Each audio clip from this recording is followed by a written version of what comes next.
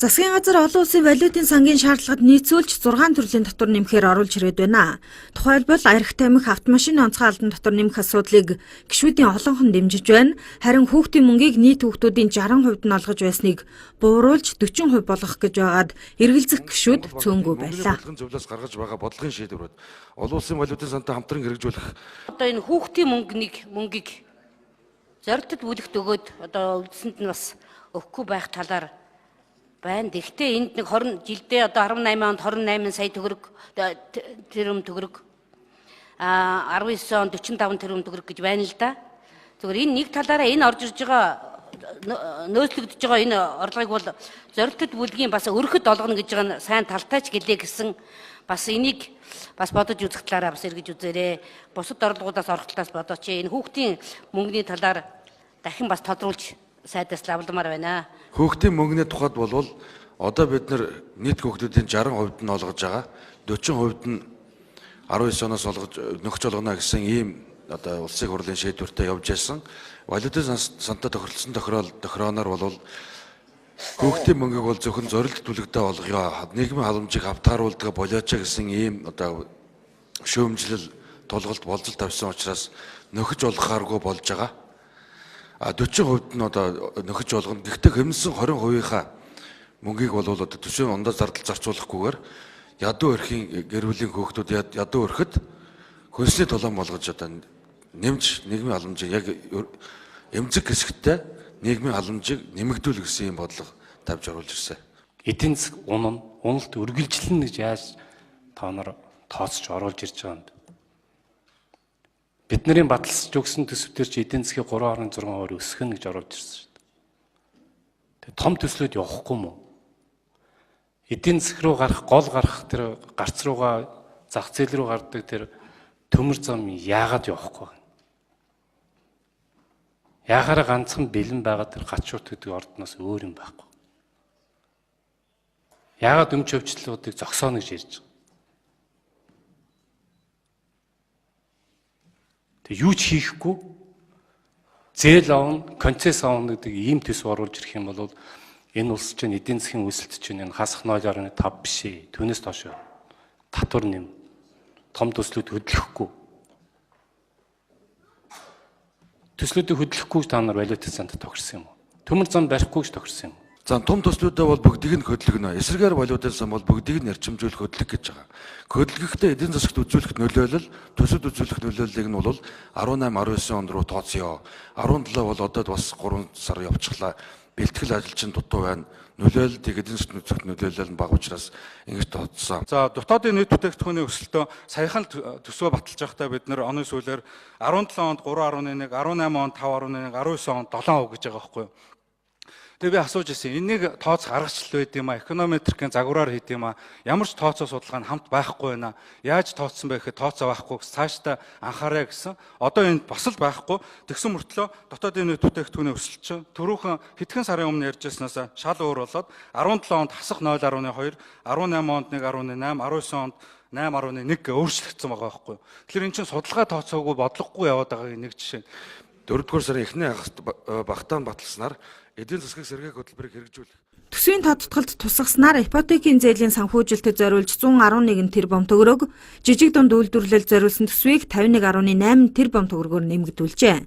За мөн махсууны анх дугаар аяныг үргэлжлүүлэхэд 35 тэрбум төгрөг суулгаад байгаа бол сайд нар багцаа дээд тал нь 160 хүртэл тэрбум төгрөгөөр нэмсэн байна. Карт шин дутуу уншигдсан байж мэднэ. Хэмнэх гэж байгаа, төвчж болох зарлаа багасгах гэж байгаа. Ийм учраас төсвийн тодгол хийх гэж байгаа гэж засгийн газар маань яриад байдаг. Гэтэл зөрөөд тис өөр нэг мэдээлэл нь бол бүх сайд нарын төсөв нэмэгдсэн. Бүх сайд нар. За нэг сайдаас устна гэж явж байна лээ. Тэгэл дээдл нь 160 тэрбум төгрөгөөр нэмэгдсэн гэл ингээл нэг ийм юм л яваад тахын сайдын нэрийг зоож аваад мөнгөний дүнгийн ардан тавиад энэ аль нь үний юм бэ? Харин нэг одоо зарлуудыг болж жишээ нь нэмсэн байгаа. Жишээ нь хэд боловсрол соёлын шинжилгээ ухааны сайд дээр 7 тэрбум, зам тээврийн хөгжлийн сайд дээр 10, нийгмийн хамгааллын хөтөлмөрийн сайд дээр 3, эрчим хүчний сайд дээр 1, эрүүл мэндийн сайд дээр 5 гэх мэтлэн. Энэ юутай холбоотой вэхээр энэ одоо нийгмийн хамгааллын нийгмийн чиглэлийн үйлчилгээ явуулдаг байгууллагуудын одоо дээвэр нь одоо борооны улирал эхлэх чахад шүүрийн шанах шиг болсон ус хоождог гэх мэтлэн ерөөсөө л урсгал засварын шин чанартай ийм хэмжээний нэг 39 тэрбум төгрөгийн зардал нэмсэн байгаа. За бусад юмнууд нь бол одоо хууль зүйн яам, байгаль орчны яам гэх мэтлэн ийм яамнууд дээр бол нөгөө газаадын зээл тусламжийн хөрөнгөөр санхүүжүүлэх хөрөнгөний Монголын хэсгийн санхүүжилтийн асуудлыг тавьж өгсөн байгаа. Ингэж бид нар нөгөө хөнгөлөлтөө зээлээ авах юм болцоонд бүрдэн. За Атрын 3 дугаар аян болон Махсууны аяныг хэрэгжүүлэх хүрээнд хөрөнгө тавьсан байгаа. Энэ маань хүн сүдэн аж ахуйн хөнгөн үйлдвэрийн сайд дээр тавигдсан. Цаашдаа бид нар бас эдийн засгаа сэргээх чиглэл дээр төсвөөс тодорхой хэмжээний дэмжлэгийг бол байнга үзүүлж явах ёстой. Тэгээ энэ аяны хүрээндээ бол бас иргэдийг чанартай найдвартай юм хүнсээр хангах зорилгын хүрээнд хэрэгжүүлэх аян. Энэ аяны бас тодорхой хэмжээнд инжлээс ихэл санхүүжүүлж явж иж бид нар тодорхой хугацааны дараа бол үр дүнгээ үзэх болцоотой гэж ингэж үзсэн учраас энэ дээр бол нэг 20 тэрбум тавьсан. Тэрнээс шул яг нэг сайд нь одоо огт нэмээгүй бус нь нэмсэн байна гэсэн юм байна. Тэр нэмэгдээгүй сайдыг бол шадар сайдыг л да. Шадар сайд дээр энэ хамааралтай ийм зардал байхгүй байсан учраас шадар сайдыг нэмэгдээгүй. Бусад сайдуудыг бол энэ яг өөрсдийг нь хариуцж байгаа салбар дээр нь төсөөс иргэн төлөгдөх нөхцөлтэй ийм одоо зээлүүд байсан учраас бусад сайдуудын бол зардал нь бол нэмэгдээд явсан. Өөрөөр бол ямар нэгэн байдлаар бензин, шатхуун, томилолт гэдэг юм уу, цалин хангамжийн талын одоо огт зардал нэмэгдээгүй гэдгийг бас энд хариуцлагатай хэлье. 2017 оныхоо төсвийг батлахдаа эдийн засгийн өсөлтийн 3% байна. Төсвийн алдагдлаа 9.1% барина гэсэн мөртлөө одоо бид нар оруулж ирж байгаа төсвийн тодтоглоор эдийн засгийн өсөлт 1% ч хүрэхгүй, төсвийн алдагдал нь 10% яасан ийм төсвийн төсөөллийг бол би баталж болохгүй л гэж бодож байгаа. Тийм учраас энэ дээр улсын их хурл дээр засах залруулах. Энийний цаана юу хэлээд байна вэ гэхээр энийний цаана эдийн засгийн өсөлт байж аж нөгөө ажилгүйд багасах юм байна.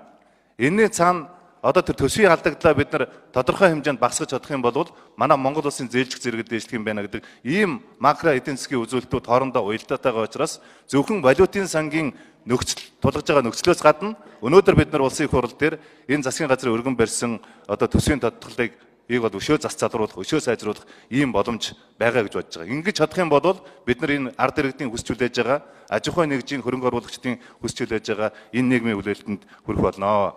Гишүүд өөрийн гэсэн байр суурьтай байгаа. Нөхцөл байдал хүнд байгаа.